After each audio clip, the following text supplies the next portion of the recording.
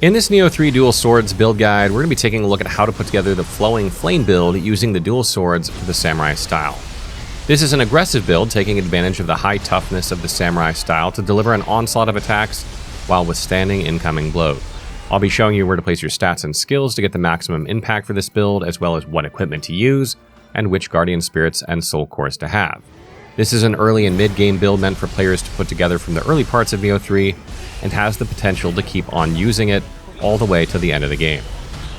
This build uses the Samurai stance with the dual swords to unleash a flurry of slashes and cut your enemies to pieces. The fast attacking nature of the dual swords enables you to get in hits to deal consistent damage even with small openings. Combined with the buffs from talismans, this build can deal great damage within a short amount of time. The way this build works is by being aggressive and charging swords first into your opponents to deliver a series of quick attacks, charging up the art's proficiency gauge, while looking for the perfect time to unleash a flurry of strikes using Water Sword. This will bring down most of your foes in one fell swoop, apart from the very toughest. Using heavier samurai armor will allow you to withstand incoming strikes while attacking, enabling a more aggressive playstyle that requires few blocks and dodges apart from when you're fighting bosses. Samurai equipment has access to many effects that can increase your durability, such as life and toughness, that can help bolster your defensive value, and this will allow you to tank most hits while attacking. While the heavier armor pieces will more often than not put you in the heavy agility C rating due to a high encumbrance ratio higher than 70%, the increased protection is worth the trade-off in my opinion.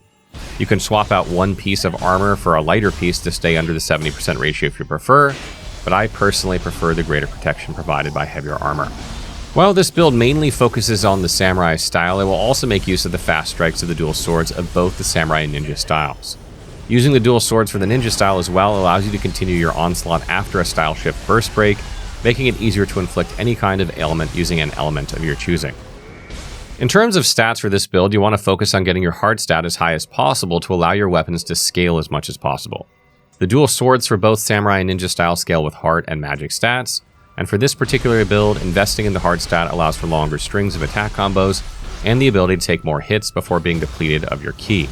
While the damage of the weapons does scale with the magic stat, the emphasis is on maintaining a longer attack string instead of single strike damage or relying on Omnia magic. As such, you can put in the minimum required amount to activate the special effects of the soul core you want to use and do not need any more points than that. Regarding constitution, while the dual swords do not scale with this stat, you want to invest some points to get your life to a point where you're comfortable with it. I personally like to have at least 15 points in constitution around the mid-game to have around 1800 to 2000 HP. And while the stamina stat does not scale with the weapons you're using, you'll want to put some points in there, at least 15 points, so that you don't find yourself encumbered with heavy armor pieces. If you want to keep your agility in the B rating less than 70%, you'll need 20 to 25 points in stamina in order to wear a full heavy armor set. While having higher strength means your attacks cause more ki damage, the build will be relying on the fast attack speed of dual swords, enabling you to easily drain an enemy's ki or spirit force even with a relatively low strength stat, so you needn't invest many points here.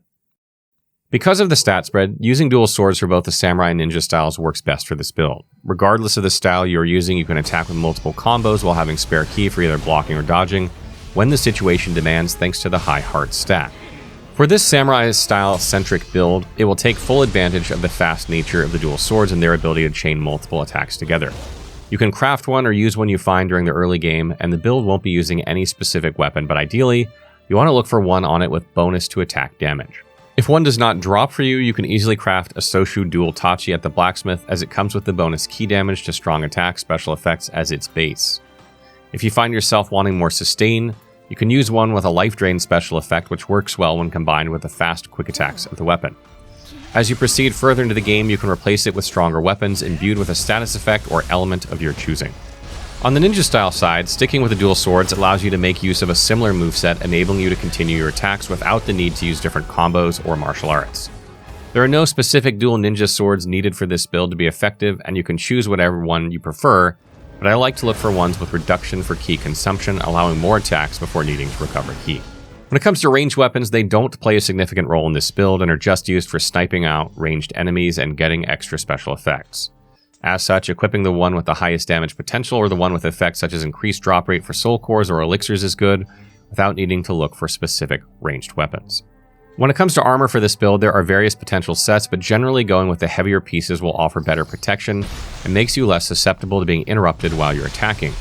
While heavier pieces will put you in the C rating for agility with limited mobility, this is not a huge issue as you will want to stay close to your enemy as long as possible with this build while blocking and tanking hits while you're attacking. When it comes to individual armor pieces for this early to mid game build, I prefer to use the heirloom pieces as they come with the base special effect of reducing damage taken while you're attacking up to 13% just from your gear if you're using 5 pieces. This greatly improves the survivability of the build as you will undoubtedly take some hits while you're slashing away with water sword, especially when fighting yokai. If you find yourself with lightning imbued dual swords, the Warrior of the East set is a great option as not only does it increase your martial art damage, but also allows life drain through dealing lightning damage, helping with sustain as well. With regards to ninja style armor, using the Ferryman set is a great early to mid game set as it gives more ki. This helps with ki management after a style shift burst break, allowing you to unleash more attacks before needing to recover your ki. Since the set of armor pieces is light and will keep you in the agility A rating, you can use the mobility to dodge away if the situation demands it as well. For this build, in order to help with sustain, using white prayer beads is great as it allows life recovery whenever you gain Amrita. When combined with special effects such as ki recovery, the accessories can help increase the effectiveness of the build. Where to place your skill points is a vital part of making any build in Nioh 3 work, and in this section we'll take a look at the things you need to create the build. Regarding common skills, the weight bearer skill is great for this build as it increases the maximum weight of equipment you can carry. You can find the skill text in the Crucible of the Furamata Castle during the Battle of Saigagake mission on a corpse and a passage hidden behind a Nurikabe. This skill helps with putting on heavier armor pieces without needing to invest more points into stamina. For the next skill, using the Repel Expert skill helps extend the window for a successful style shift burst break, making it easier to perform them. Also, as you gain more skill capacity, equipping Attack Mastery, which you can find inside a large chest on the ground floor of a 2-storied house in the Hamamatsu post leading to the castle, will increase your damage output. You can further increase your attack power by equipping Attack Mastery 2 that you can find near the Great Ginkgo Approach Shrine in the Nioh area of the Warring States map.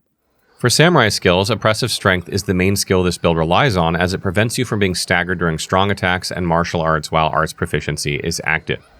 This allows you to unleash your water sword without being staggered with a full proficiency gauge, ensuring you deal huge amounts of damage.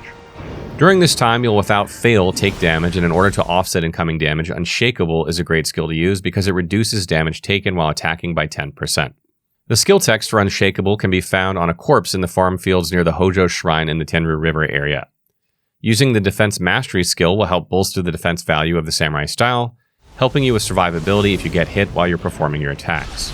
As you gain more skill capacity as you explore, you can equip Defense Mastery 1, which can be found inside a chest in the Maisaka post, where you'll be doing the Abundant Evil side quest. For even more added defensive values, Defensive Mastery 2 will help increase your defense value even further by adding 14, and the skill text can be found in a large chest at the end of the outer walkway of the dojo in the Nioh area. Regarding the skills for the ninja style, the Physical Art Strike skill is good, as it will empower your next martial art after using a physical art type ninjutsu. This is a great skill to combo with your water sword as you can trigger it easily. The skill text can be located on a corpse that is guarded by 3 lesser umibozo within the Haunting Caves located in the Maisaka area. Another great skill to use for this build is the Armor Piercer skill, as it will increase the initial grapple damage as you sneak up on an enemy using the ninja form. The Armor Piercer skill can be found after clearing out an enemy base in the eastern part of the Tokaido level, where it'll be located inside a chest behind a locked door. Lastly, Hollow Form will enhance your mist as it leaves an afterimage which will partially restore your ki if an enemy comes in contact with it. This skill helps with ki management, and the skill text can be found on a stone shrine hidden under a large tree in the enemy base in the Hamamatsu area. For martial arts, you want to focus on taking high and low stance from the general samurai node as early as possible to unlock the samurai style's full potential, and following that you want to get water sword and its upgrades as early as possible from the dual swords tree. This allows you to hold the strong attack button to unleash a series of fast slices as long as you have ki, easily slicing apart most enemies and quickly draining the ki and spirit forces of the enemies you're fighting. Thanks to its rapid slashes, the water sword also excels at inflicting status effects, and when your weapons are imbued with the fire element, through talismans or items, you can easily light your enemies on fire, adding even more damage through the burn damage over time. Unlocking God of Wind will give more options to attack with a fast attack where you can only get in a hit or two. Using the wind variant will make it easier for you to inflict the blustered ailment, especially when you have a wind imbued weapon. The Raijin martial art is also great for closing distances, as it will perform a dashing attack ending with a great slash. Sign of the Cross skill is also a great option to close distances, as it will dash and attack with a powerful unsheathing attack. While the Dragonclaw Crucible skill is not a necessity, using it can help immensely with Spirit Force resource management, as it will grant you a lot more when compared with the regular grapple. For the dual ninja sword, unlocking Water Sword for the ninja form also helps, as you can use it to deal damage without needing to worry about your style when you see an opening, while other martial arts such as Moon Shadow and Shadow Strike can help you overcome an enemy's blocking defense. Regarding ninjutsu, this build does not rely on a lot and uses simple projectile tools such as the kunai and storm kunai to give some ranged options to deal with weaker foes such as the Oni-B or Crucible Wasps. Using one physical art such as the Pheasant Leap can help with dodging certain attacks and is an easy way to empower your next martial art thanks to the physical art strike skill, allowing you to perform a powerful combo using the Water Sword immediately afterwards. Guardian Spirits play a significant role with most builds, particularly when you're min-maxing. For this build, I recommend going with the Guhin Guardian Spirit for the Samurai style, as it reduces the ki consumption for martial arts, which helps with the efficiency of Water Sword. Guhin also reduces damage taken and allows you to recover faster from being winded, lessening the chance of getting hit by a critical strike or a fatal blow. Also, the 8-handed Blade Guardian Spirit skill unleashes fast wind slashes, making it an excellent tool to immediately follow your Water Sword once you've run out of ki. For the Ninja Guardian Spirit, Kongo Jishi is a solid choice for this build, as it gives you bonuses to life and ki recovery speed, granting more survivability for your ninja form following a style shift burst break. The Inferno Rush Guardian Spirit skill can be used to burst break a red attack if an enemy is out of reach from your other attacks, and as you'll slide some distance forward when using the skill.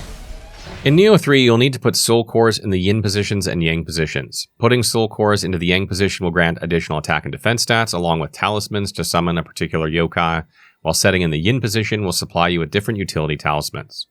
For this build, the Jailer Oni Hellfire core set in the yang position works great, as its special effects increase the Spirit Force gain in relation to the fire damage you deal, and grants you additional toughness, making it harder for you to stagger. For the yin positions, setting the Infernal Oni-B Soul Core will give you 3 fire talismans, which you can use to imbue your weapons with fire for a short duration. This gives you an excellent source of fire damage if you don't already have fire-imbued weapons, and is great for burning down tougher enemies such as bosses through the damage over time. Using a Yoki Soul Core will give you 5 power talismans, which can be used to increase your attack power. This can be extremely helpful with the fast attacking dual swords to quickly cut down most enemies.